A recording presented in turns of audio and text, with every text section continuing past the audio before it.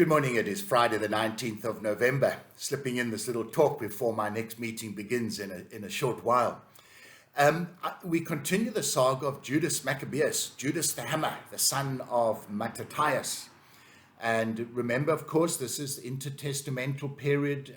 These are the deuterocanonical, or sometimes also called the apocryphal books.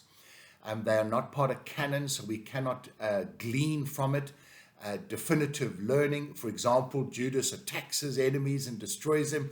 We cannot, for example, conclude that this is what God wants us to do when someone attacks us as Christians or our church.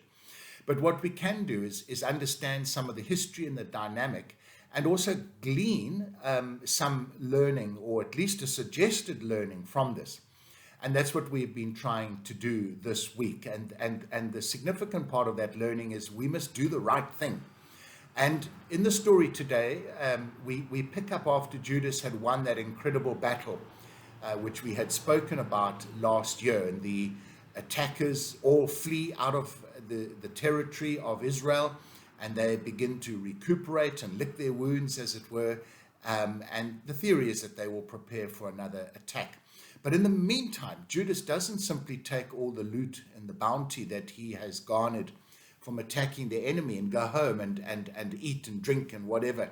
His immediate task is to go up to Jerusalem and to restore the temple, and especially the sanctuary. And for me, that is significant because it does show his heart. His heart is not just after bloodletting and making lots of money. His heart truly is, I suggest, to serve the Lord. And the learning and what I want to share with us today, and to ask that we take this during the weekend, is what are we doing to help protect and develop and strengthen our church? We don't worship in a temple as Judas did, and so he restored the temple. We worship in our own local church. Are we helping our church? Do we give responsibly to them? Do we honor the ministers that are working there? They have been appointed with your approval to serve you in the things of God. Do you honor that? Do you give them anything and say thank you for that? Or do we simply moan and groan and bleat? I mean, it just, in my life, I've been told at the last minute, oh, by the way, there's a funeral tomorrow, and because you're the rector, you have to lead it, or you have to come and undo this, or bless that, or the next thing.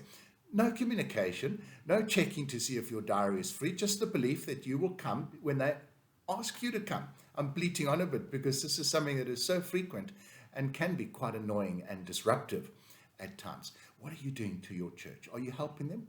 Do you keep your ear to the ground and realize that there's need for a replacement of this, or painting of the building, or fixing of broken windows or door locks or whatever, that the grass needs cutting?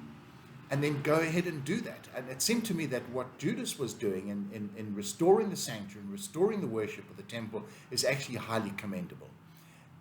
But it raises the question, are we doing the same to our church? So there we go. That's the message for today. What are you doing for your church? Are you helping them financially?